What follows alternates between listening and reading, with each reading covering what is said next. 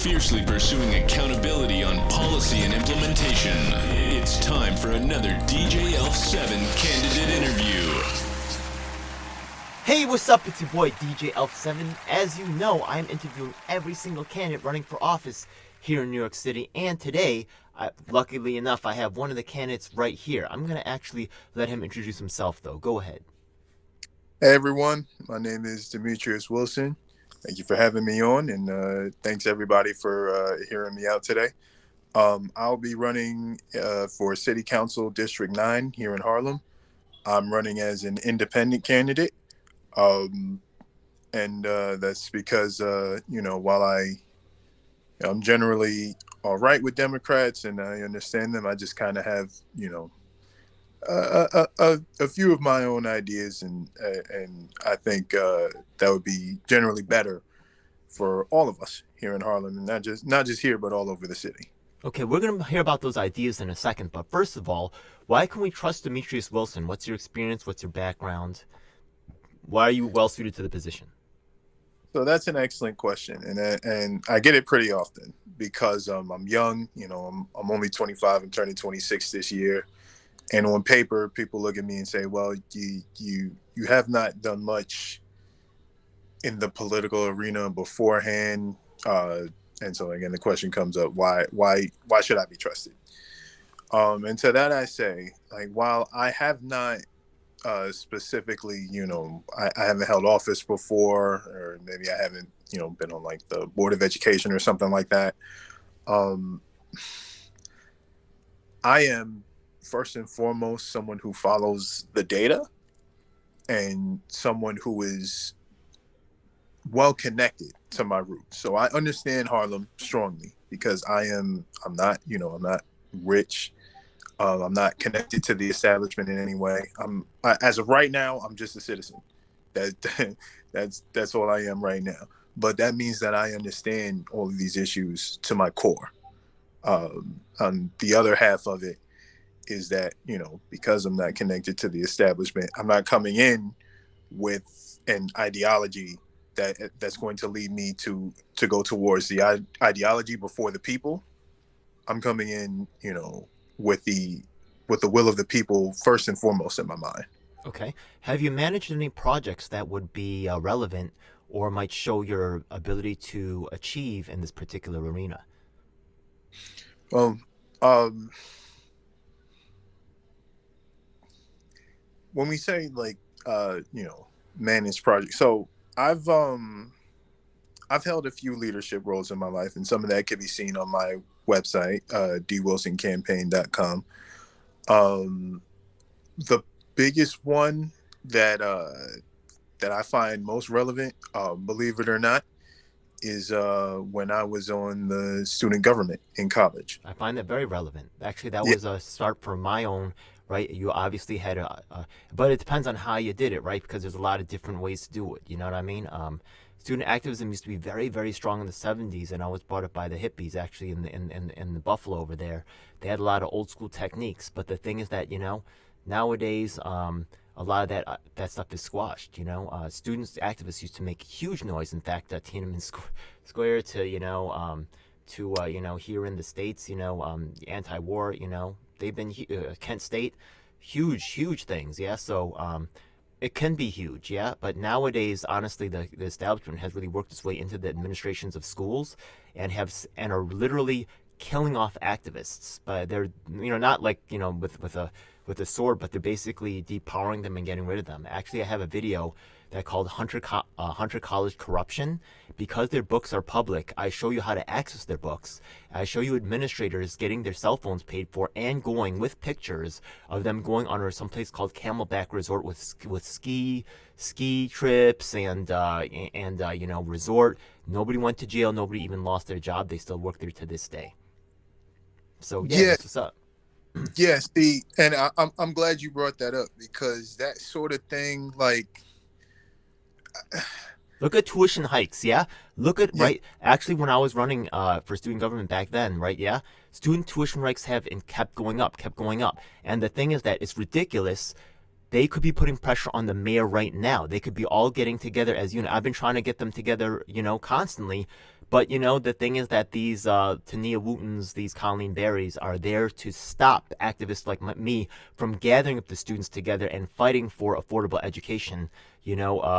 That's real. CUNY used to be free. Now they charging like they went from charging 1G to 2Gs. I think they charging like 3, 4 now. They going crazy. What was that? I went to, not to disparage hostos at all, Yeah. because hostos is, I loved hostos. Hostos Yeah. was great, but people, it used to have a stigma. Didn't deserve it, not at all. But you get what I'm saying, right? Yeah. I went to hostos. I'm pretty sure it was like $4,000 a year. Yeah. And Let me break down just a little bit more for you. Yeah. Okay. So the thing is that let's take that, like, let's say that you got about like 12, 15 credits, whatever. Boom. Let's make it 15 credits, right? Yeah. We're gonna put you on a high course load because it makes our math easier. Okay. So you're paying about $4,000. That's for each class. Let's say 1/5 of those credits is gonna be one class. Maybe sometimes with the science class it's gonna be 4 or 5 credits, right? Yeah. So let's say about let's say 3 credits. Let's say 1/5 of that, right? So 1/5 of the money, right? Yeah. 40,000 is gonna be $8,000. That's for one class. You know what I mean? $8,000. How many kids you got sitting in that classroom? Like 1,000. Yeah? What's 8,000 times 1,000? That's 8 mil. Boom. You know what I mean? Just for picking 1,000 kids and putting in a classroom and putting one teacher in front of them. Are you kidding me? They making so much bank. And you know what they doing with all this money, which is kind of crazy? I don't know if you saw my video with Fight for NYCHA. But the thing is that who's buying the projects and getting and moving the poor people out of their homes? It's Cornell Pace. Who's the number one landowner? It's NYU. So the thing is that, right, education is a huge game, and student government can be a very powerful way to interact, right, at different levels, in the game. Like education money is huge, yeah. So, but they do a lot to squash it. But yeah. So I have a lot of heart for that. Go ahead. And I appreciate that. And I will say, when I was a student government senator, we were, again, we were about the students. So we were trying to push things in a direction that was much more student first. We were trying to get, scholarships for DACA, and we were trying to add. What is DACA for those who don't know? DACA is like the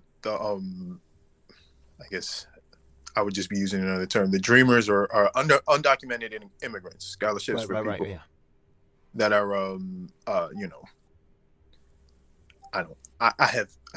I don't want to use the term illegal, because that has a certain connotation to it. Nobody's illegal. I have no problem with undocumented people. I think they deserve a path to citizenship and all. And I don't think that they should be thrown in cages and things like that. Yeah. Sorry to go off on a tangent, but it can be hard for them to get much needed funding for anything. I mean, everything costs in this world. Many things that probably shouldn't have to cost this money cost, such as education. So, oftentimes these folks don't have a ton of money, but they have to pay like out of pocket, out of state costs even to even attend like a CUNY school. And it's just ridiculous how they're supposed to get that kind of money. It's ridiculous. And all they're trying to do is get an education. So we were pushing for scholarships, at least at the hostos level. I don't know if I remember there was discussion that it might have affected every school in the CUNY system, but certainly at at hostos specifically, we were pushing for scholarships to lighten that load a bit. Unfortunately, we couldn't get full rides, but every bit helps. So appreciate that fight, man, because honestly, it's people like yourself. There's a lot of money that's being directed towards pushing the money in certain directions, but the fight that you took on right there's no money in it for you. So I appreciate you taking that fight on. I mean, those fights are the tough ones that needs warriors out there to fight. So thank you so much for that. Yeah. I appreciate that. I appreciate the recognition, but this is the type of thing that just needs to be done. If you're going to, and that I extend the same logic to why I'm running now. I'm not doing these things because I want a platform, or because I want power, or because it looks good for me, or anything like that. At this point, like it's a basic necessity. The things that I push for, again, the things on my platform, such as universal health care, affordable housing, since we touched on that, education, affordable education, all these things. It just needs to be done, and anybody who's not doing them is malpractice. There shouldn't be a So debate. it's interesting to me that that you should bring that up. I do believe that you actually say that on your website as well.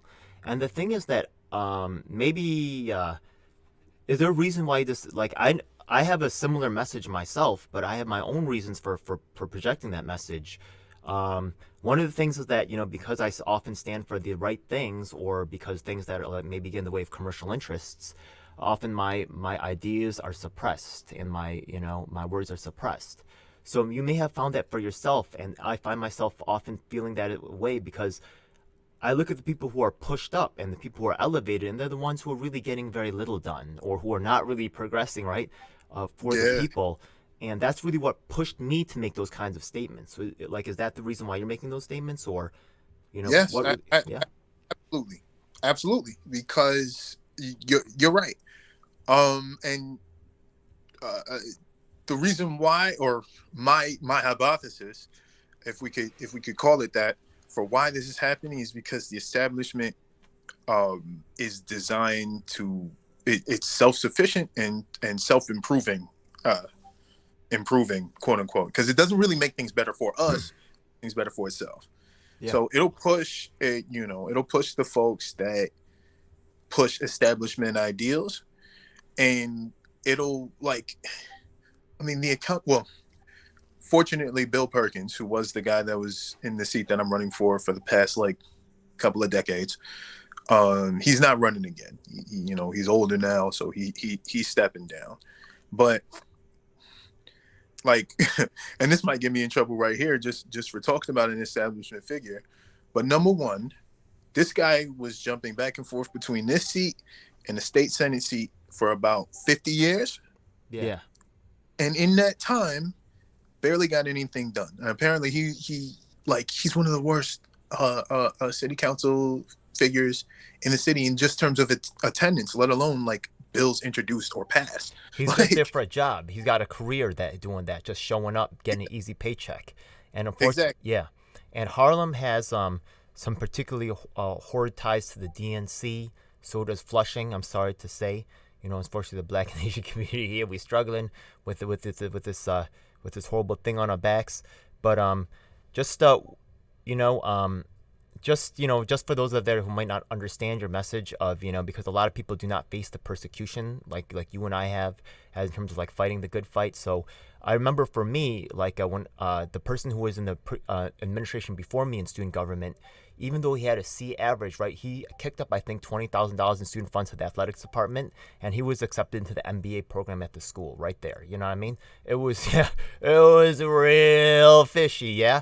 Like, okay, and, like, there was another dude, like, at Hunter College, right? Yeah. The guy who was actually got into the VP that year, I think that he was after, and he said nothing to say about the corruption. Yeah, he was actually given a White House internship. The Hmm. people who say nothing, they are rewarded. Like, this guy who gets nothing done, right? He's rewarded with not just a state seat, but also recurring city council seats. It's Yeah. this, yeah, because the thing is that the powers who are paying for the game. Remember Michael Bloomberg? Oh, I paid for their campaigns, right? Yeah. When they go along, they are rewarded. But if you dare to try to fight for the right things, they will try to kill you. They will cancel you, whatever. I mean, you're right. I mean, take a look at a Bernie Sanders. Yeah, yeah, And yeah. this is in the back of my mind, something that I'm like, I'm preparing to figure out how I'm going to navigate it. But look at a Bernie Sanders. This guy, whatever you feel about him, we know he's not he's not the most pro-establishment candidate. He's still fairly pro-establishment, but not as much as a Joe Biden, for example. And so he's kicking everybody's behind in the primaries. They see the establishment, as it were, sees where that's going and says, all right, everybody but Joe Biden back out and then endorse Joe Biden. What sort of nonsense is that? I thought, like, like, are we not individuals? Like, do we not have our own beliefs? You're telling me you just had a debate with this guy, Joe Biden, where you are talking about how much better you would be than him. Like a week later, you're like, actually, you know what? Joe Biden's the best candidate. That's just the establishment being the establishment. You know, phone calls made behind the scenes. We're gonna play kingmaker. We want one guy to win. We don't want this other guy to win. And so we'll do whatever we have to make that happen. That sort of stuff, it's disgusting. It's disgusting. Yeah. You know what I mean? Yeah.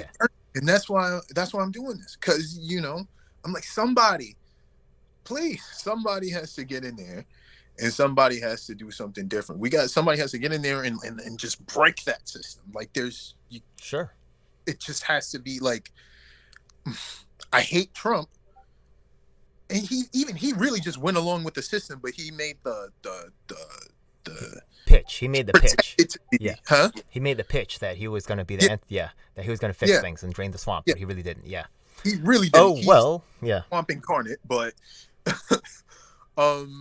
like that idea, at least, of going in there and just ending all of that, it needs to happen. And I wanted to, you know, that's why I want to start with my community, with the people that I am obviously most connected to. You know, my family's here in Harlem. Most of my friends, I grew up around here, but I'm aware it has to go beyond Harlem. Cool. Let me ask you about, I actually work with a bunch of political different groups, and some of them have different interests, and I'm going to ask about some of them, if that's all right with you. Yeah? One of them is going to be Julian Assange. Would you support freeing Julian Assange? Yeah.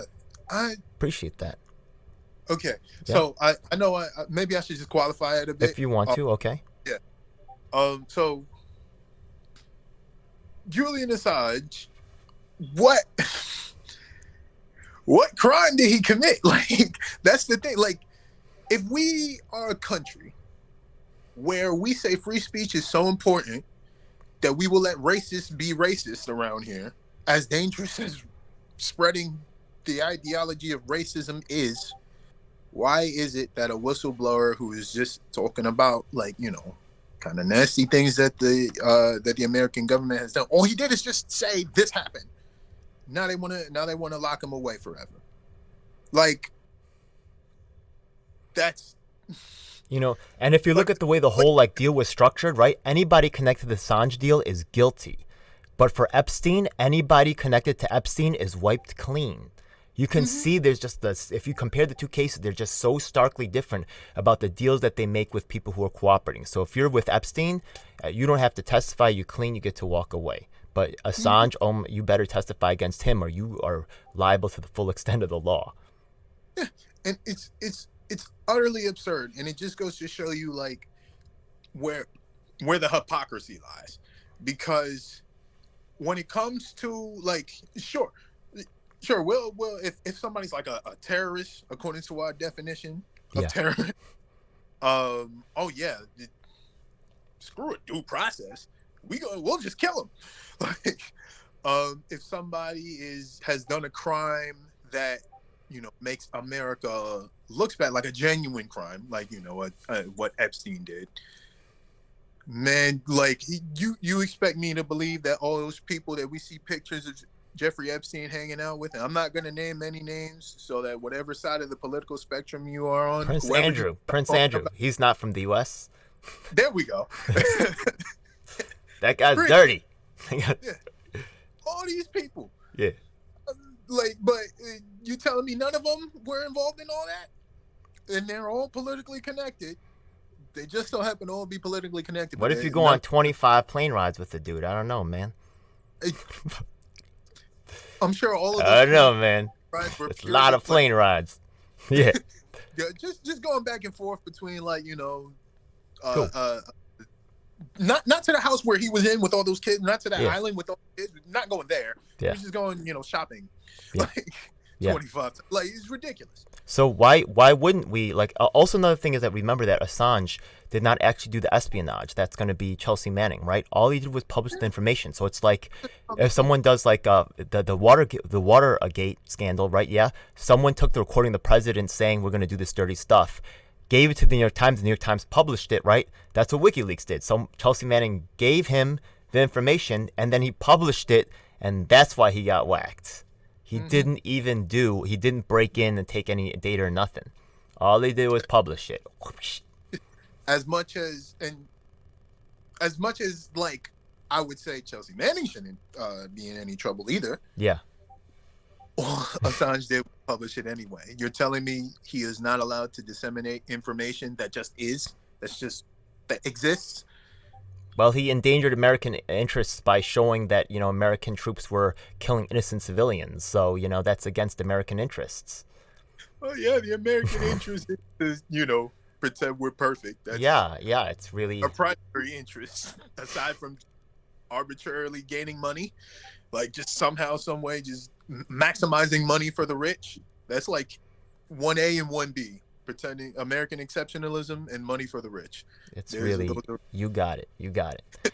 Hey, so you said it was a conditional support for Assange. Why not just say I think that Assange should be freed? Oh, I think Assange should be free. Hey, appreciate that. Yeah. Actually, just so you know, this is a cool thing, and I can actually link up with you to help you on other projects too. Because by talking to all the candidates, if I can lock in more than half the candidates to say that they agree to support Assange on the day of the election, if they get in, I'll say New York City supports Assange, and then I'll try to make that case. I can also help you build coalitions or get help on certain projects that you are working on. You get what I mean? And put them in front of a whole bunch of candidates.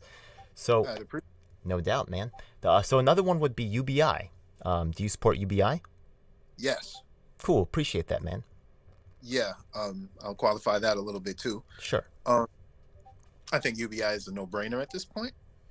Other developed countries, we consider ourselves the best country in the world, right? So other countries, according to us, are less than us.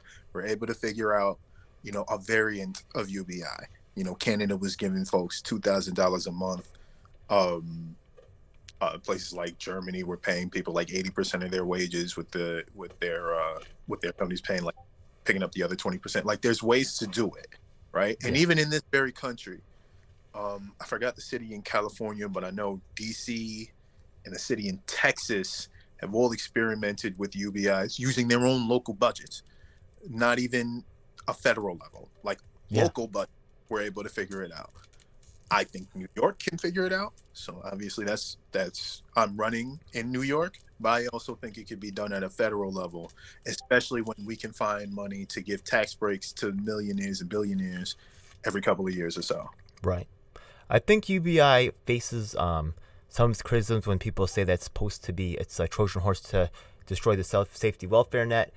Where they say that it's going to be they make other accusations, but yeah, I think I also support universal basic income. Like I do agree with you that's a no-brainer, because when someone's starving, right? Yeah, those social safety net, you gotta just fight for those rights separately, right? There's not who said right, yeah, but the implementation of the UBI is definitely cause for concern. But UBI itself is a dope idea, you know what I mean? Because we basically, like Martin Luther King said, eradicate poverty. So, right? If you say, are you for UBI, that doesn't say UBI at the expense of everything else. You know what I mean? So don't make that tie unless they've made that tie. You get what I mean? Yeah. So this guy, right, hasn't said that. So if people out there that are criticizing UBI, the nuances matter. You know what I mean? Yeah. I agree. And again, I'll say this unequivocally so that we're all clear. Yeah. I'm not saying UBI as a replacement for the social safety net that we have. I knew you weren't. Yeah, I think that all my viewers understood that too. But, that's the criticism that's made. I think Yang has said some things that allude to possibility. Now, I don't think that's necessarily 100% true. There are elements of the truth in there, and that's where, right? But once again, there's nuances in there that Andrew Yang has laid out. Just so you know, actually, funny thing is that I don't know if you've seen my video, but I'm actually protesting Andrew Yang. I was in Harlem where his boys pushed me around. Then his boys called the cops, and it's all recorded on some real corn. How you gonna do that in Harlem, bro? In Harlem, man, where the whole community knows about having the cops call them on BS reasons, dude. Come on, man. But the boys who did that was from Cali. They don't know. They don't know how it is in New York. I don't think Yang and his people know nothing about Harlem, man. No disrespect. Sorry, unless, man. unless Yeah. he's being disrespectful, in which case, you know how it goes. But Yeah. It's just I a don't yeah. think Yang and the people that he's working with really understand Harlem. Like he's a California tech bro. Yeah, kind of, And yeah. I mean, he yeah, originally from upstate New York, but he not really from our part of the neck of the yeah. woods. He don't talk like us, walk like us, or really kind of get it. So, Yeah. what's up, Yang? We still got time to talk, man. Still waiting on you, bro. Anyways, yeah. So, I appreciate that. Another group that I work with is the disabled. And right now, the law is that the people with disabilities can make sub minimum wage. In New York City, bro, $15 an hour. Come on, man. Like, you could barely live on that. And these people have disabilities. Would you be willing to stand? And I get like people might say, oh, well, well, then nobody would hire them. Find a way or put them on disability or something. Make sure people take care of you. How less than minimum wage? You can't live on that. You know what I mean? Yeah. So would you support minimum wage for like people with disabilities at least? Minimal? All right, I'll do you one a little better. Not only do I support whatever the minimum wage is for people with disabilities, which is again, this is like a no-brainer, but also I've mentioned this on my website. I support raising the minimum wage up to $23 an hour. Damn. That's where there's is a livable wage at this point. If we correct it for inflation, like we're fighting for 15. Like kudos to New York, we're ahead of the curve, but the country at large is fighting for 15. 15 isn't even a livable wage anymore. At this point, it's at, again, about $23. I like the way you think, but I gotta ask, how'd you come up with 23 other than Jordan's number? I mean, how'd you come up with 23? That's kind of a magic number right there, but I have a feeling there's some math involved. What's the deal, bro? How you came up with 23? Yeah, you're putting me on the spot because I think it's a Yale study. I remember it was from an Ivy League study that basically adjusted for wage growth versus inflation. Yeah. And first of all, if we just go by the normal minimum wage across the country, we're way behind. Yeah. God, I wish I had the study to cite because they'd be able to, the data itself, if you read it itself, it would lay it out better than me. I guess I would suggest. Actually, I have heard that number before. That's like, I kind of, so that makes sense to me. I mean, yeah, do you need to know the exact study? But yeah, studies have shown, right, that 23 is actually when you scale it down. And actually, if you think about it, right, I know people are, when they hear the word Biden, their eyes, they see red, and they're right to do so because honestly, the way that Bernie and Tulsi and a whole bunch of other people was treated was super unfair. But, right, if we look at the base, right, they want to go back to the old days. What about going back to the old days when minimum wage was actually a livable wage? How about that? How about that? You know what I mean? Well, let's go back to the old days, man. Like, not necessarily like, just a familiar face, but what about like a lifestyle? Damn, you know what I mean? Like, I could get with that. Yeah.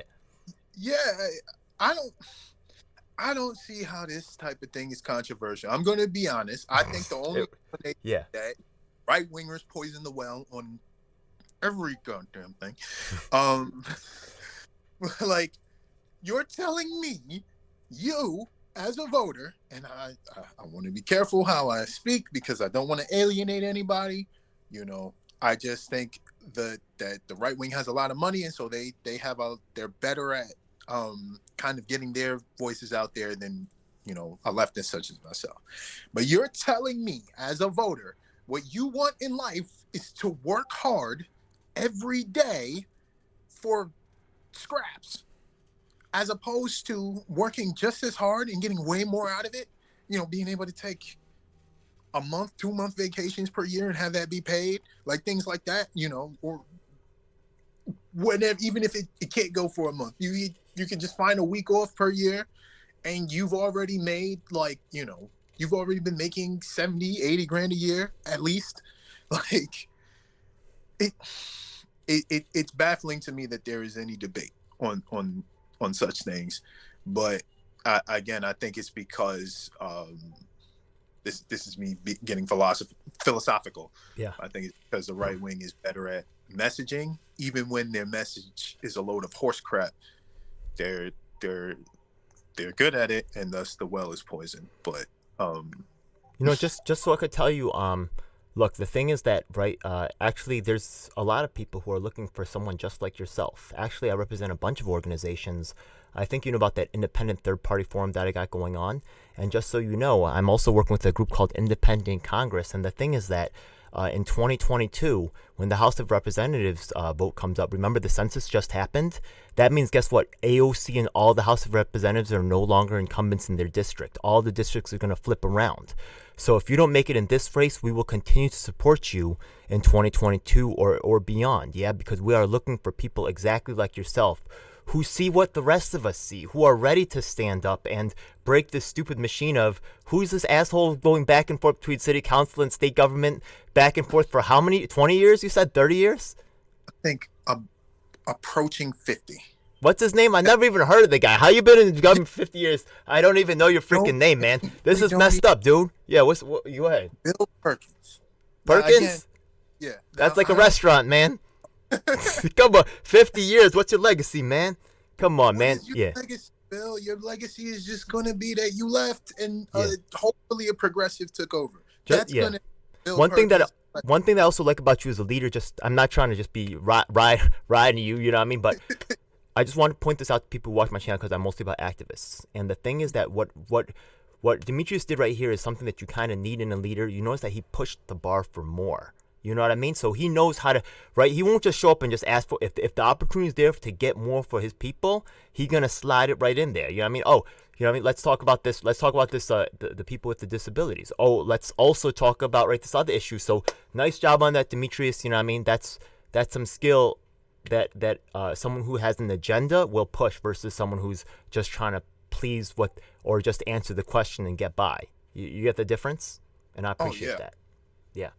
I get the difference. And again, thank you. I appreciate it. Yo, well, they say real recognize real to an extent, you know what I mean? So I'm just trying to recognize, that's all. You know what I mean? Yo, I thought I knew you from somewhere. Real recognize real. There we go. Yeah. All right. So another community that I work with, you know, in this space is actually the trans community. Yeah. And the thing is that unfortunately, trans people, sometimes they complain that they are bounced out of housing. And even though the laws are there to protect them, right? What happens is that, you know, the community may be doing some discrimination, things like that, and they end up forced to leave anyways. What can we do for this type of community that's been, you know, honestly, you know, is kind of on the fringes? How can we help a community like that? So, first off,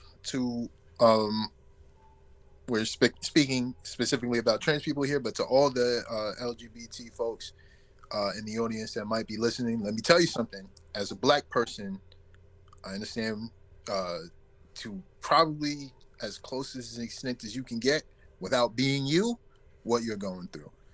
And I'll also add that any sort of discrimination, including in this case, you know, sneaky ass trans discrimination, stupid, ridiculous to me.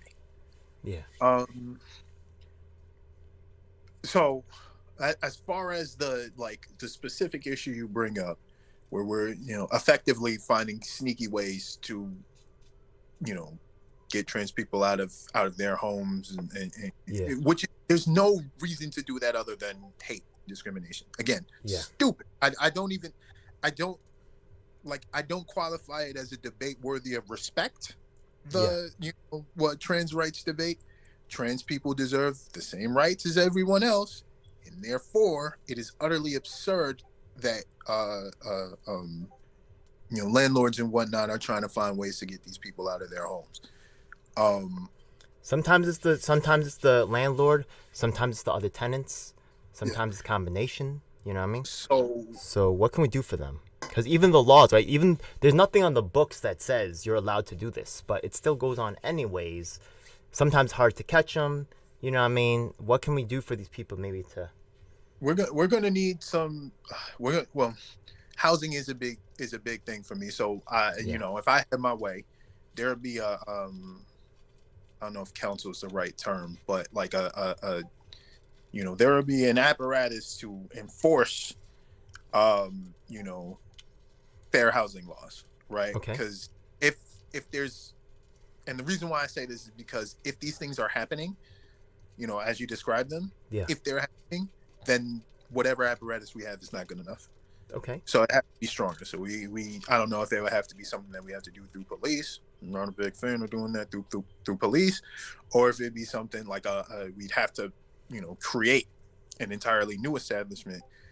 But So that's actually some discussions that have been suggested and developed. One example was, and this is also controversial, right? But the thing is that if we cannot assure, or if for some reason like the numbers are provably low for the trans community in public housing, that maybe we set aside special housing for them, or maybe somehow, right? But then there's other issues that develop where, like people have talked about, like military families or things like that, right?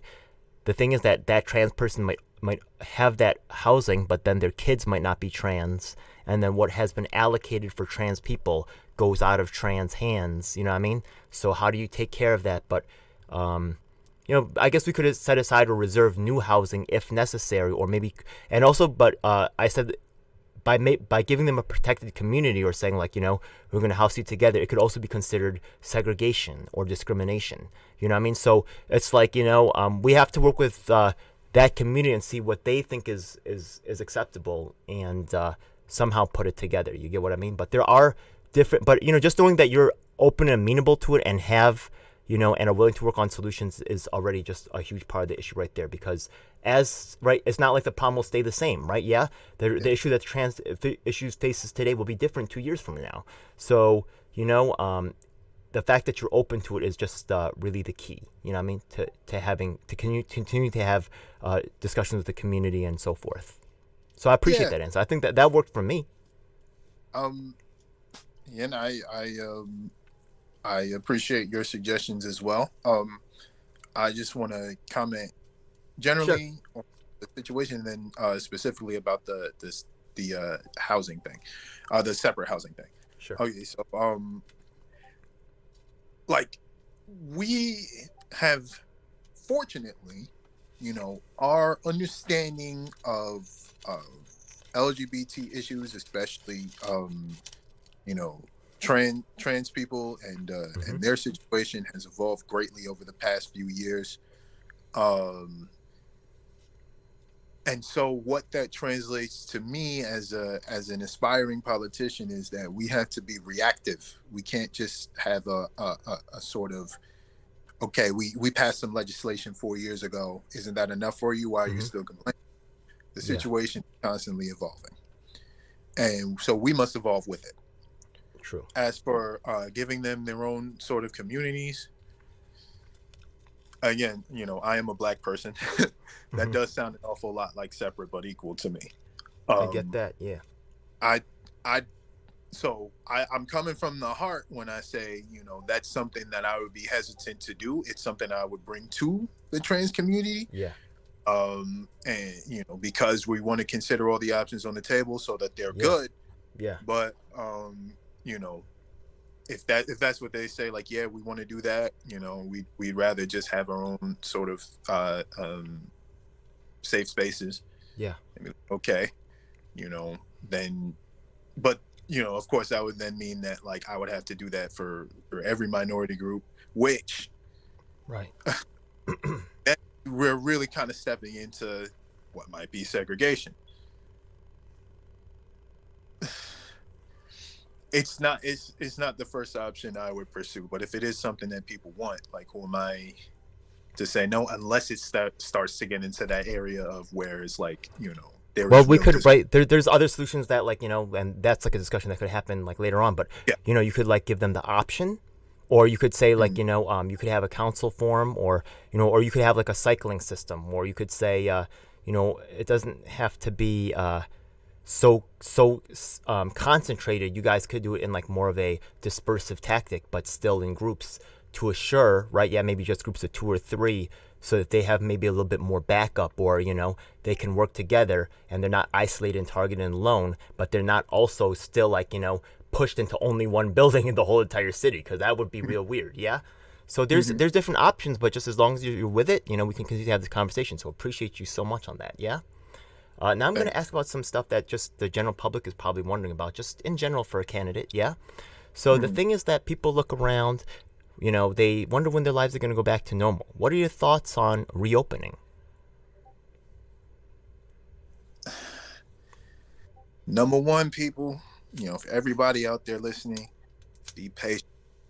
You gotta be patient. As a matter of fact, my own campaign has been going slower than I wanted to because in normal times I'll be out there, holding rallies, all that type of stuff. I need to get signatures to get on the ballot, but these things are safety risks, and so I've held off on doing them, perhaps to my own death. We just got to be patient. This thing is going to pass. We got the vaccines out there. That means it's going to pass sooner rather than later. But you got to be patient. As far as the concept of going back to normal, I don't like what we had defined as normal. I'm not going to lie. That's part of why I'm running. That's a big part of why I'm running. I like that answer. What up? Thank you. The old normal was not working for people. We in Harlem, and part of this can be attributed to Bill Perkins not doing much, is we in Harlem had some of the worst health outcomes in a country that already has some pretty bad health outcomes, especially compared to the rest of the developed world. That was normal, though. That's the problem. We can't go back to the old normal. People are dying. People were dying. People are dying. We go back to the old normal, people will continue to die. For me, in my, I wish I got the opportunity to look some of our elected officials in the eye and ask them on X number of issues, any number of issues, this question applies. How many dead people is an acceptable number to you? Give me a number. How much is okay to you? Right? I wish I could put them on the spot and ask that, because for me it's zero. If I have any blood on my hands, if I could have done anything to prevent a death and I didn't do it from a choice, that's disqualifying as far as I'm concerned. I shouldn't be in office. Mm-hmm. So if I say, maybe I can't be a dictator. So you ain't gonna win any Emmy awards like that, man. You ain't gonna win any Emmys like that. That's a joke for people who watched about Andrew Cuomo, dumped old people and forced them to go back into nursing homes, basically kill them, and then he got awarded an Emmy for that. I don't know why. It's so dumb. Yeah. For that? What? Because he made the nursing home industry happy. You know what I mean? So he got awarded at the highest levels. But if you dare to say something, right? Yeah, right. The more you sell out, the higher they love you. The less you sell out, but that's why I'm here to help candidates like yourself against the machine. This I know you said the ballot petitioning is coming up. I'm gonna help you with that. There's a whole bunch of independent candidates getting together. If you link up with, let's say, a mayoral candidate, right? Yeah, you guys can share your following, right? Yeah, and all his independents can sign your ballot petition, right? Because you're district wide, but he's citywide. You know what I mean? So, and also you can also link up with other candidates running in other districts and create a network or maybe even a coalition, right? Yeah, which may be helpful. Yeah, we'll see what happens, but it's exciting. Yeah, and I like your style, man. I gotta admit, yeah, there's a bunch of people on the thing. Some I'm more excited on than others. Yeah, but it's all good. So let's continue on. So that's the question about reopening. Let's ask now about police reform. Now, the thing is that, we hear about this defund the police. We hear about all this stuff. What's your position on that whole topic? All right. So I'm going to give away the game for anyone who's watching. I have not publicly used the term defund the police, right? Okay. When I do discuss police reform, I say reallocate funds, redistribute, things like that. I'm talking about defunding the police, okay? It's because the term, people hear the term and they hear, oh, these crazy lefties just want to get rid of the police, and then I'm going to be unsafe, and then a bunch of black people run into the suburbs and steal the white women or something. No, nobody is advocating. That sounds like a national emergency right there. White women in trouble. National emergency. That's always a national emergency. Emergency. Bunch of black girls are disappearing in droves every year. You don't even hear about it. You can get a Korean hooker in your at your door probably in half an hour. Any city in the country. And That's human trafficking. and how much do we hear about it? Nothing until Matt Gaetz is the guy doing the human trafficking. Like, Anyway, yeah.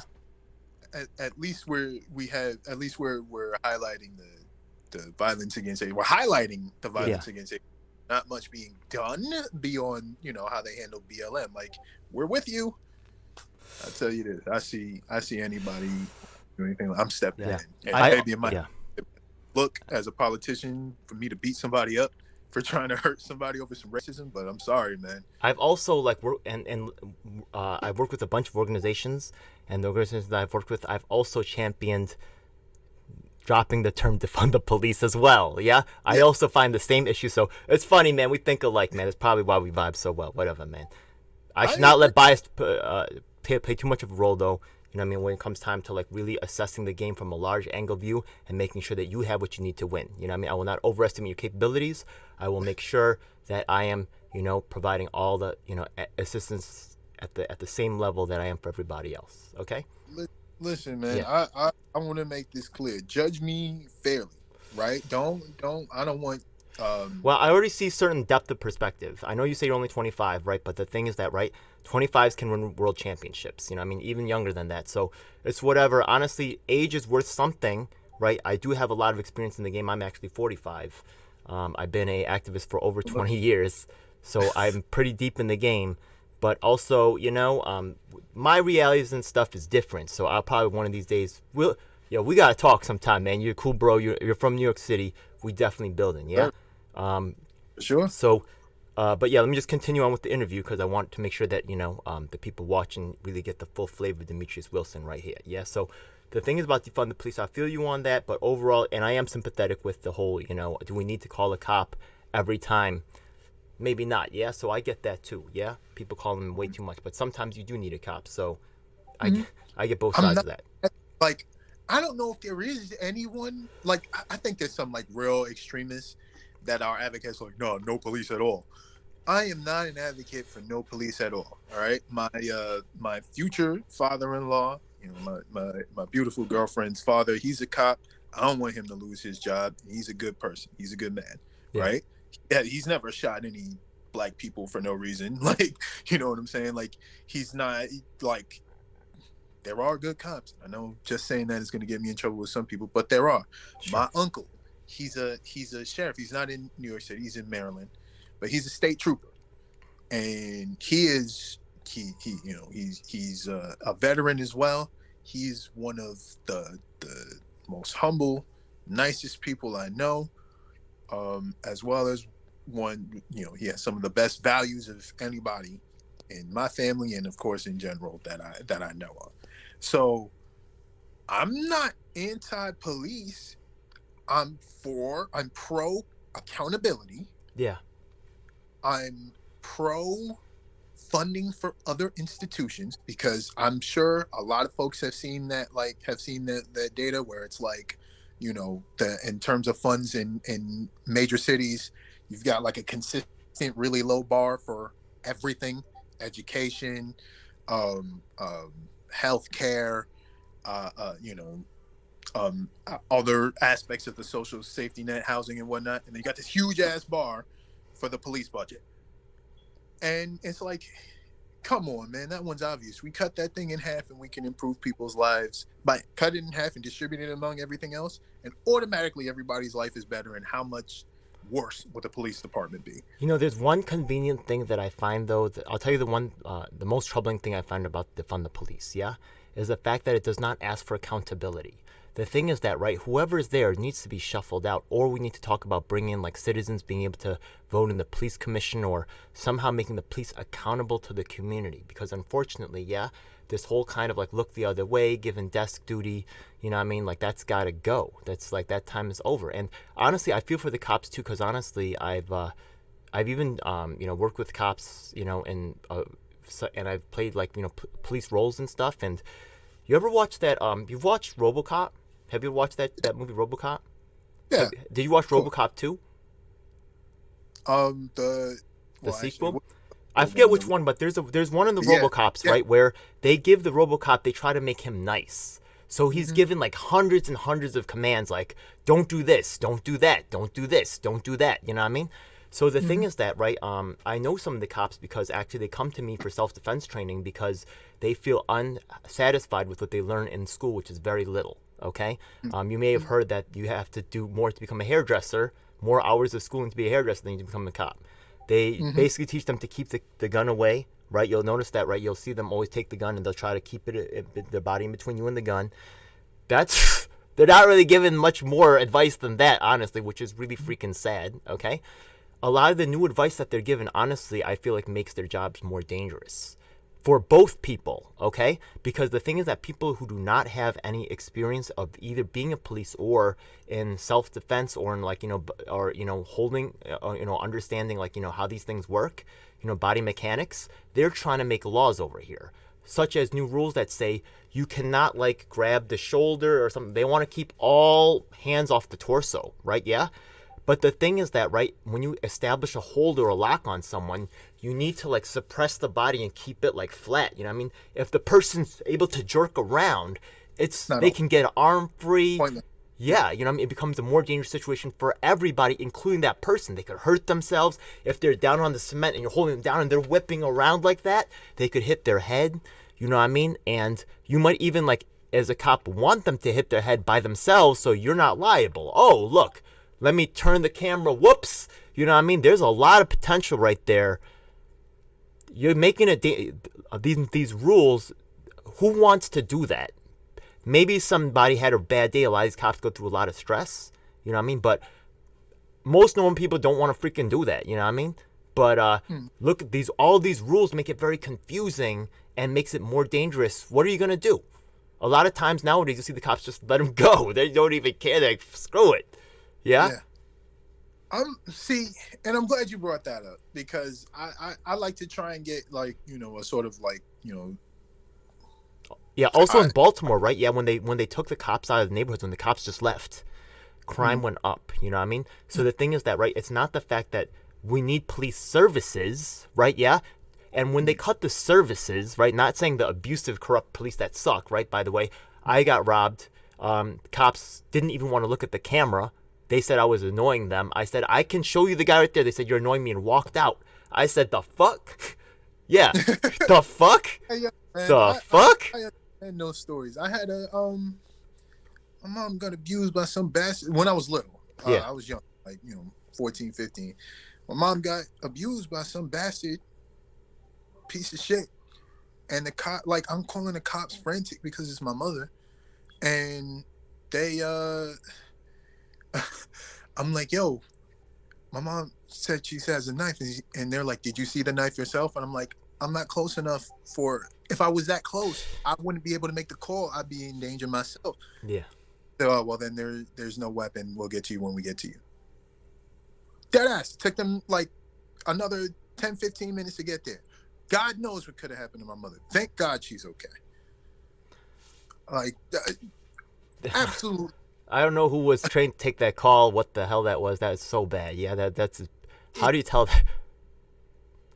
that? That's absurd. How old were you again? How old were you again?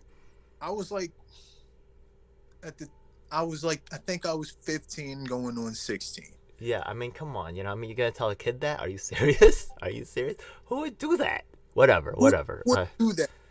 Yeah, there's a lot of incompetence out there. There's a lot of incompetence out there, unfortunately, at all the levels. On that note, yeah, that's why I'm really an advocate for much better training, like all around. Yeah. That technically, that operator was not herself a cop. And I guarantee she wasn't accountable. If you call in to complain, to this day, right, this 911 operator didn't know what they were doing. What happens to them? Nothing, right? Nothing. I mean, I bet you even at the time I couldn't get her name, so because it's an emergency call. Like, you didn't have a pen and paper to write it down? I mean, was there someone with a knife in the next room? I mean, damn, bro. I mean, look, exactly. We've all had our experiences, right, of that thing happening. But I feel the thing is that, right, Baltimore, right, the deaths went up. So the thing is that the services, we know that they're in the communities that they want to protect. The police will be serving those communities. We need those police to also serve us as well, and we need accountability. So, police reform. Appreciate your thoughts on defund the police, and what services would you put them into though? So a lot of people say mental health. Any other places? I mean, when I looked at the budget, it seemed like that, like everything. Yeah, it does affect. It's very wide. budget. Yeah. Education. Education. That sounds like a bit of a cop out, but I think you said it earlier. Education, housing, right? Yeah, all those things. Yeah. Education and housing, other like social safety Healthcare. net, EBT and things like that. I'm not sure if it's listed separately or is in other but also healthcare, like every other thing that a city government could reasonably be responsible for has Potential to gain. crumbs, Yeah. crumbs compared to the police budget. If you put them all together, they don't equal the police budget. It's absurd. Yeah. So that is where I would reallocate those funds. But make no mistake, it would also come with improvements to the police department itself as is. Better training. Qualified immunity has to end. Qualified immunity has to end. I can't stress that enough. If police in any walk of life, let's go with schooling, right? School children. If you tell school children of 5 to 10 years old, whatever grade they're in, right? If you tell them that they have to stop talking, they have to stay in line, all these things, all that school stuff, right? If you tell them that they just have to do that, but there are no consequences if they don't, guess what's going to happen? Your school is going to look like Chuck E. Cheese. They're going to be running all over the place. They're going to run out the classroom mid-lesson. They won't care because there's no consequences. There has to be a consequence for wrongdoing. That's a fundamental law of nature, especially if, like the cops are supposed to be to us, someone is subordinate to us. Now, I don't like the concept of calling people subordinate, but the cops serve us, like you said. Yeah. It's a service. To protect and serve. We can't sit here and say it's okay if you do the exact opposite of the thing that you were supposed to do. There won't be any consequences for that, because what's going to happen is you're going to keep getting this problem, and we keep having this problem. So qualified immunity has to go. It has to be possible to hold them accountable for their actions, and internal affairs is not enough. Letting their bosses decide how they handle that punishment is not enough.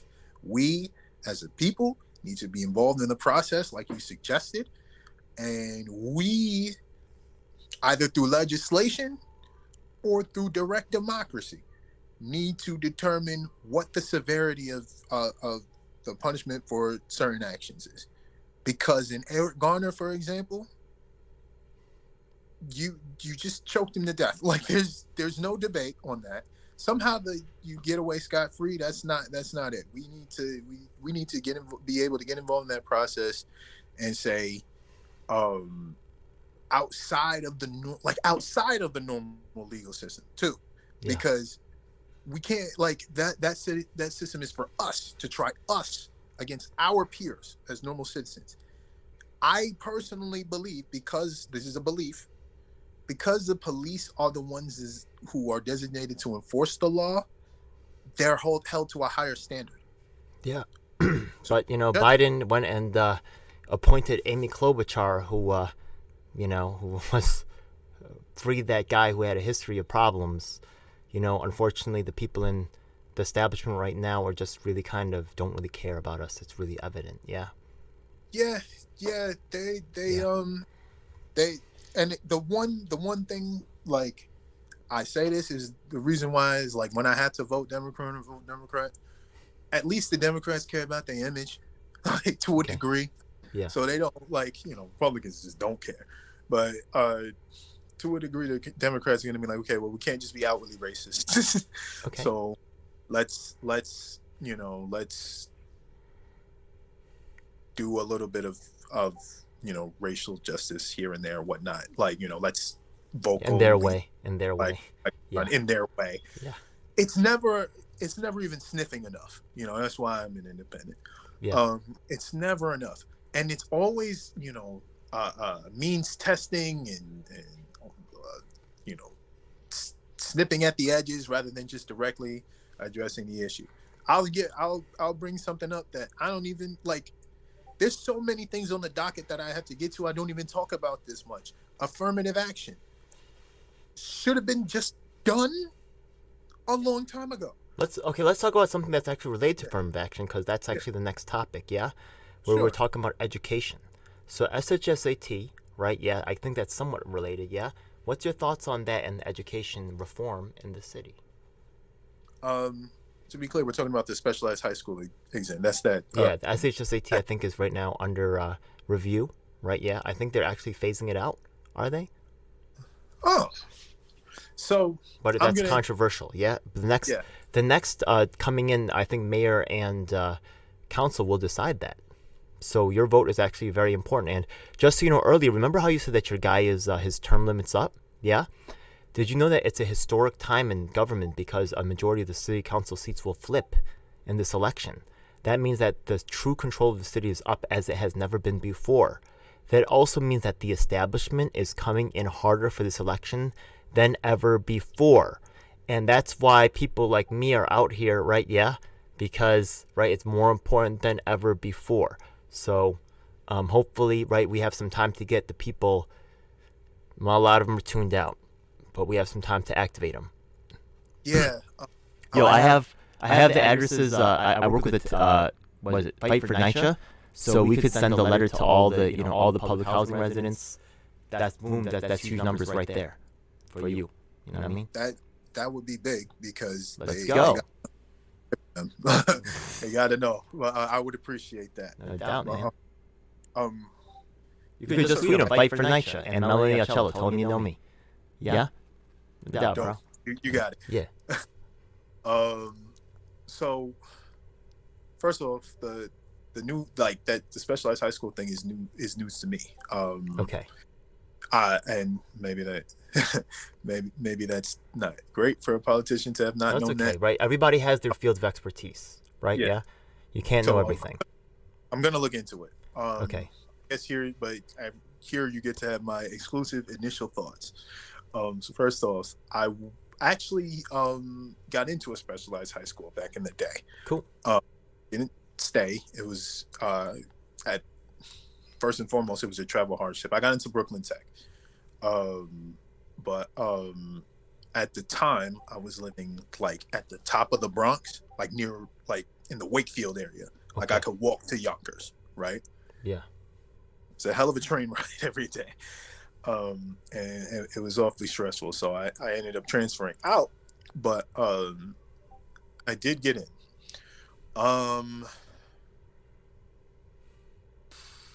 There always was an element of it didn't dawn on me at the time. There really was an element of a sort of hierarchical, is that the correct pronunciation? Thinking like, oh, these students, these are the best students, so they get to go to that school. And I, as someone who experienced a specialized high school versus a normal high school, still quite a good school, Frederick Douglass Academy, very close to me, close to where I'm staying right now. There is an obvious difference. There are better facilities. There are no disrespect to the teachers, but where these teachers come from, like their backgrounds, they're looking for like top level people, to work for them and all that. And there's greater diversity in specialized high school. When I went to Brooklyn Tech, Black people were in the minority, but it was kind of representative of what the population would be because Black people represent 13% of the population anyway. So if everything is proportionate, Black people would be in the minority where they go, but there are people from all different races and cultures. Plenty of white people, plenty of Asian folks, Middle Eastern folks, Indian folks, high levels of diversity. I think diversity is always a good thing. I do, because, especially in an academic environment, bringing their experiences into a melting pot like that is a recipe for, I'd say, high creativity, number one, and high productivity. Okay. I don't believe in, keeping to oneself. I Well, think I we think should. they're actually dissolving the specialized high schools. Have you heard about that? Right. And so Okay. but the thing I was going to say about that is that, as much as it sounds like I'm singing the praises, it creates an environment where that only goes on in the specialized high schools, Oh, right? interesting. Okay. Because when I went to a normal school, Right. whatever the term would be, um, it was only people from my zone. Right. So instead of it bringing in people from all different cultures from across the city, it was mostly Black kids from Harlem. I love Harlem. I love Black folks, but that's pretty much all you see: Black folks and Hispanic folks from Harlem, with few exceptions. Some people from the Bronx. So I would think that by getting rid of the specialized high school thing, I would say that if we accompany that with a system that allows people to, send their kids anywhere, I think it would have to be a project, but we should be, and we shouldn't just do the zone thing, Okay. unless doing the zone thing comes with increasing the school. That's complicated.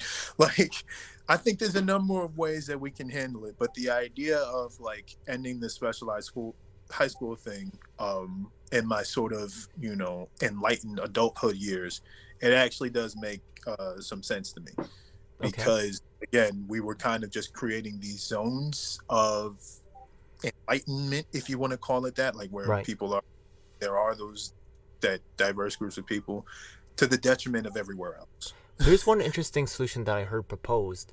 What if we just built a couple more specialized high schools in each, or we just built a whole bunch more, maybe even 5 more in each borough? That would also, I think that would address the same issue, because there's plenty Why of couldn't we do that? Why aren't they doing that? $1 million question, right? It's such high demand, right? Yeah. Even then, just being even if it doesn't reach Stuyvesant level, just the fact that it's better is often good enough. It doesn't have to be just the environment that you created right there, right? Of having that diversity and that some access to some things, because of teachers that are looking for different students, whatever situations. Mm-hmm. I would say I like that idea. I do like that idea of building more, building a bunch more specialized high schools. But I would also say that it needs to come with better funding for all schools. Hey, one thing that's just in the education realm, I'm going to promote myself for a moment if you don't mind. Yeah. I'm a tutor, but actually I tutor online, so I have students from all over the nation. So one thing that I do is we all coordinate together a day where we make a donation to our local charities, right? Yeah, they get to choose whatever charity they want, yeah? So what's cool about that is that these kids can become regional managers of their district. So they could say, oh, I was regional manager of the Northeast for this particular, this national drive so I'd like you to be a part of that, man. You know what I mean? We could do more things like that, and coordinate with some other people. This event that we're doing on Monday, which is the New York City event? Remember, the House of Representatives is coming up later, so we're planning on doing a national event later. So, yeah, that'll be cool. Yeah. I would love to join that. Especially, You might jump onto the national stage right away. Who knows, man? We'll see what's up. Who knows? Yeah, anything could happen. You raised a good point. Anything can happen. The recognition and the fame stuff is hey, whatever, man. I don't even honestly. It's good. I had that before a little bit. You know what I mean? I don't need that. You know what I mean? I like the way that you think that you're putting that behind, because, whew, that entourage, boy. Once you start getting it, you can't keep them off you. You know what I mean? You need to back up. Yeah. Well, I guess to some degree, I hope that I can get to that level, because then once you're there, you have more capital to help people with. Hey But I man, don't want. you an ally to me, bro. Let's do it. Hell yeah, I'm down though. All right, cool, man. So about the education, that's good to get your experiences on that, and I appreciate that angle. There are some other cans too that also come from these gifted GNT programs, and they have a very similar aspects. So I think that's very interesting to share with my viewers. So now we talked about that. Let's talk about another issue right now. That's going to be, we talked about education. What else did the city do? We talked about police. Okay, well, let's talk about corruption. Yeah. Okay. Unfortunately, New York City is known to be corrupt. Oh yeah. But do you know personally of any corruption, and are you ready to go for the throat and tear it out? You know what I mean? So if you can name any names, it's damn. I know that's tough. You know what I mean? But this channel, we do that. You know what I mean? Because really, we're looking for people that are committed to real change. And the thing is, when push comes to shove, you know what I mean? Some people want to be polite. They want to stand down. I'm not, it is what it is, man. But this is the opportunity to show and prove right now. All right, so Where's the corruption at? let me be clear on this front, right? Get them. What I'm trying, Get 'em. what I'm trying to do, I've said this before. Yeah. No, damn well, when I get elected, they are not gonna like me, because I'm not going in there to make friends. Going in there to be agreeable. I'm going in there to get shit done. Right. I'm talking about. All right. And I phrased it like this. I said, I'm going to be fighting for you the same way I would fight for oxygen, because I need it that badly. And I know we as a people needed that badly. So with that in mind, I would define corruption as anybody that ain't fighting that hard for the people. That's how I define it. So basically everybody's corrupt as far as I'm concerned. However, there are some things that we would call, like, the Andrew Cuomo stuff, right? There are some that we would look at that and say, okay, that's the corrupt, right? I'm only going to be on the city level, so I wouldn't be able to get at Andrew Cuomo himself. Shit, if I could, I'd run for governor. The city can do certain things, right? The city can make can draft a letter, like, of agreement amongst all the council members saying that they disapprove of Cuomo's actions. They could create, right? It's kind of weird, but locally we can like like how weed is legal in New York now. What up, son? Yo, what up? Yeah. Anyways, yeah. But it's still federally, you know what I mean? So, like, there's, like, those differences, right? Yeah, so we locally could pass certain things or, protest, right? And create that difference there. What happens if NYP doesn't enforce Cuomo's law? Fuck you, Cuomo. The NYPD runs city policing down here. They have state police. Your state police really going to break it down? Your state police numbers are small, bro. You ain't got this. It's city police all the way. Oh, you're right. Like, we could do things to bother him, of course, especially because, let's be real for a minute here. No disrespect to nobody. I got love for people upstate. From one of my best friends is from upstate, and I got family upstate. But New York is New York City. When you say you're from New York, you're from New York City, and everything else is just kind of there. No disrespect. I'm just saying that's just kind of how. I'm from like the Buffalo area, man. I'm not mad at you. Buffalo. I'm mad at that. Rick James, bro. Rick James. That's Buffalo. Buffalo is it's New York City, it's Buffalo, and it's Rochester. That's all New York City. I'm mad at that, but yo, look, I'm New York City now. You know what I mean? But I get what you're saying too. So I'm with you though. But New York City, right now you're running for New York City, you know what I mean? So you should be thinking like that, because right now you're running for New York City Council, you know what I mean? Yeah. But all of that said, like, somebody like Cuomo, I don't want to just bother him. Like, I want to put the motherfucker to task. Like, okay, you got thousands of people killed. That should be disqualifying. Like, we should be able to remove him for something like, if he's not going to step down, which he says he ain't going to step, which it wouldn't be stepping down even, because your term is up. You would just be running again. I'm not stupid. I follow the statistics. He's probably, the incumbent usually wins. He's probably going to win again. You know, I'm interested in who's going to be his replacement because I'm pretty sure they have someone lined up. I'm just wondering who it's going to be. I think our best shot is De Blasio. De Blasio, just when he's done, he's just going to run for governor. What? There's no way he's going to win that. There's no way they can count on him to. But you're right. I agree with you. I don't think that's what I'm saying. I don't think there's anybody that got the clout to beat Cuomo, even though Cuomo has fucked up this badly. Because, like, who will it be? Like, you know. I think Yang could have beat Cuomo, but whatever, man. But he didn't listen to me, man. But now I'm protesting him because he's not, like, he's sold out, bro. Whatever, man. He should have listened to me, man, so many times. Whatever, man. Anyways, let's go on to the next, yeah? So the thing is, yo, look, you're a cool candidate right there. We're going to hear more from you on Monday. But why don't you share your information with the people right now? How can people find out more about your campaign, about upcoming events, things like that? For sure. So, my event slate is kind of barren. I've been fundraising. So you're going to do events with us on Monday, right? You're coming to our event, right? Yeah? Yeah. And remember, you're gonna at that event, you're going to meet mad other candidates, right, who are about to be going out on their own ballot petitioning. And you can go out with them, right? Yeah, and tell you could invite them to your neighborhood, and your people come and sign theirs, and you go to their neighborhood, and they're going to sign yours. You know what I mean? No, wait. No. Wait. Let me think. Okay, no, the thing is that's hard about it, right, is because the thing is that for you, you're locked in your district. So if you make a good impression on them, right, they could say, look, you know, can you come to my district, right? It'll help them too. But if a mayoral candidate comes to get signatures, you know what I mean, and stands with you, it might help you a little bit, you know what I mean? And I'll come out and help you too, man. I will. It would certainly help. Any little bit of help, man. Hell, if you're listening to this right now and you're in New York City, all your donations matter because, you know, if I get, you know, to $5,000 in qualified funds, I would need to get, you know, 75 people in my district after that.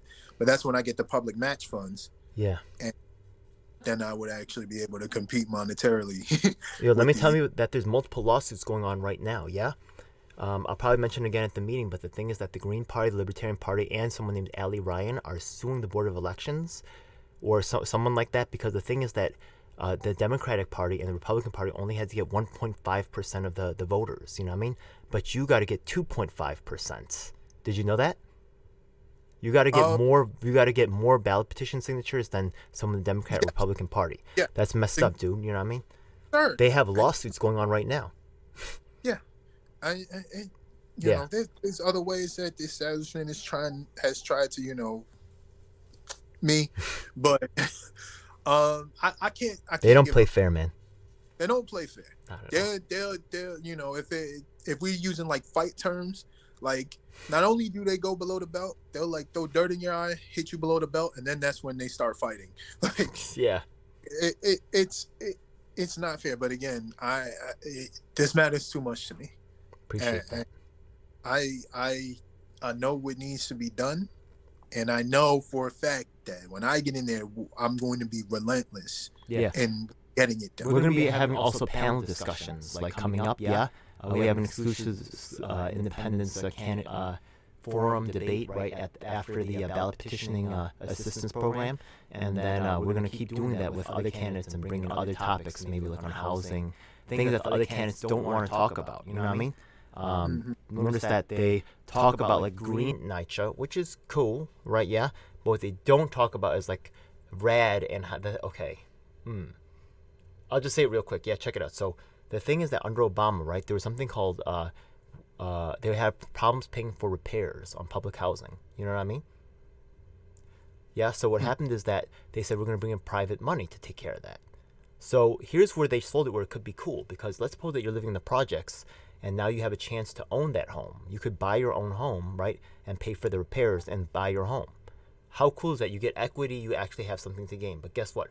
Real estate developers saw it and going, oh my goodness, it's time for me to get in on this, yeah? They paid off the right people, and now all of a sudden that discussion's been completely, right?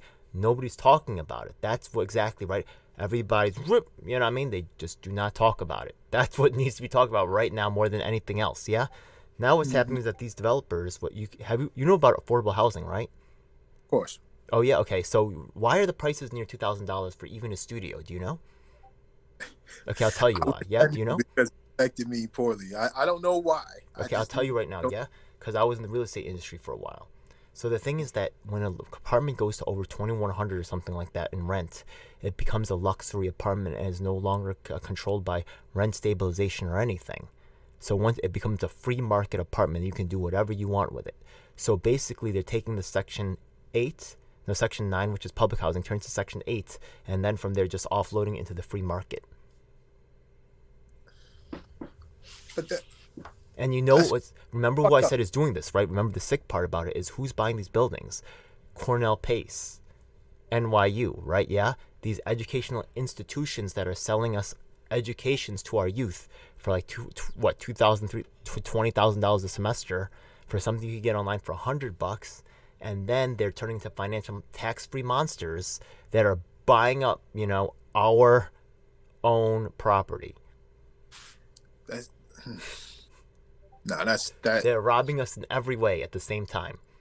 That I can't tell. Well, maybe I'd be able to have some jurisdiction over NYU, but I can't tell these colleges what their tuition must be. Not on that, at least not at that level. But that shit we can't is public housing. I can tell you it's directly affected me because I'm I look into housing. And yeah, it's priced out of it. But this is not affordable housing. You're like, what is this? It's not affordable housing. What is this? Call it affordable. It's ridiculous. So I can tell you, I got maybe it's a bias, but I got a dog in that game. Yeah. And so I get in there and I'm going to be bugging a lot of people about why are we letting this happen? This has to stop happening, for as much as I need to. I appreciate you bringing the why to my attention. I knew what was going on. It was I don't know why. I don't care why it needs to not happen. But thank you for telling me. Now that's what's so cool about meeting all the candidates. You're going to meet a bunch of candidates from a lot of different specific walks of expertise. And you're going to have a network to really be a lot stronger in so many things. And you're going to be part of their network to there's a lot of things that they don't know about. Harlem is a very powerful political piece of the game right there. New York State is one of the only, I think it's the only state that has two people from it on the DNC, right? The Democratic National Committee, one from Harlem. I think his name's William Blake or something like that. And the other the other one's Grace Meng from Flushing. There's two Democratic machines right there. Money machines. Yeah. So, I guess what we need then is someone to shake that up just a little bit. Here we come, bro. We coming now. Here we go. All right. It's gonna be the ride. So check it out. Subscribe. And follow my man Demetrius Wilson. So you're gonna be putting stuff out on Twitter or anything like that on regular, or how can people catch up with updates on your thing? Is there a mailing list on your website? They could email you, right? Yeah. Yeah, you can email me directly on my website, dwilsoncampaign.com. Yeah. I actually have my own YouTube channel. Yeah. That guy, I'll send you a link later. Put in the comments, man. Put in the comments right there. Yeah. Top comment. Yeah. That's gonna be where I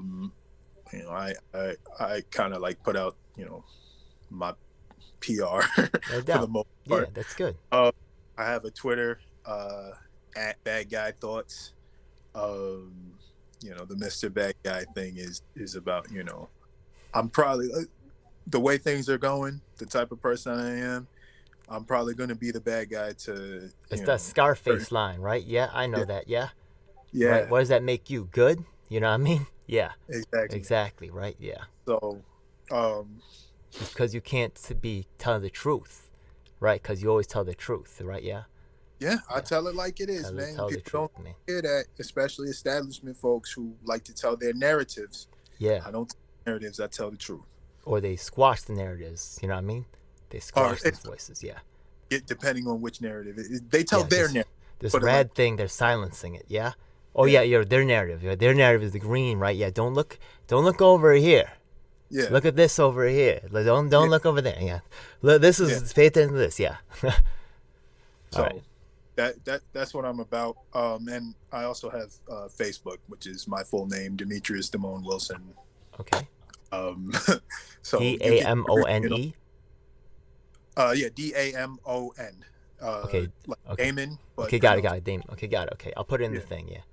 All right, cool, man. Thanks, brother. Thank you for having me. I'll see you. it. One love, brother. Peace. Peace. All right, let me see. It's a dark day in our nation when high-level authorities will seek to use every method to silence dissent. The truth must be told. And if you want the truth, you need to check out independent media producers just like myself, DJ L7. You should subscribe and hit the bell icon to get notifications when I release a new video. The truth of these We are words on all is the major beyond doubt. platforms. That includes Facebook, Twitter, Instagram, and of course YouTube. Unfortunately, we have definitely seen that these mainstream outlets will cave to corporate interests, so we encourage you to join our independently moderated communities of Reddit and Discord. We also encourage you to subscribe to us on BitChute and Daily Motion so you can see the content that YouTube doesn't want us to let you see. Hey, now it's time for the most important part of the video. That's right. It's time for us to tell you about the Taking Action Group. Do you need an activist? Or maybe there's no activists around willing to help you with your cause and you need to learn to become an activist. That's exactly why we're here. Every week we get up with people from across the nation, in fact even sometimes internationally, and we develop strategies and a game plan to address the issues that are affecting all of us. Every week myself from New York City and of course my co-host Lisa from Los Angeles provide a coast-to-coast perspective on what's going on in the country. If you want to donate to help out with expenses, travel, equipment, stuff like that, then I definitely appreciate it, and you can hit us off at Venmo or PayPal. Thanks a lot. Hey, by the way, we also have a merch store, so check it out. Oh my goodness, it seems like you've reached the end of the video, so make sure you check out some of our other videos, make sure you subscribe. This is your last chance to do so thanks a lot, and looking forward to seeing you on the next one. Hope you guys enjoyed.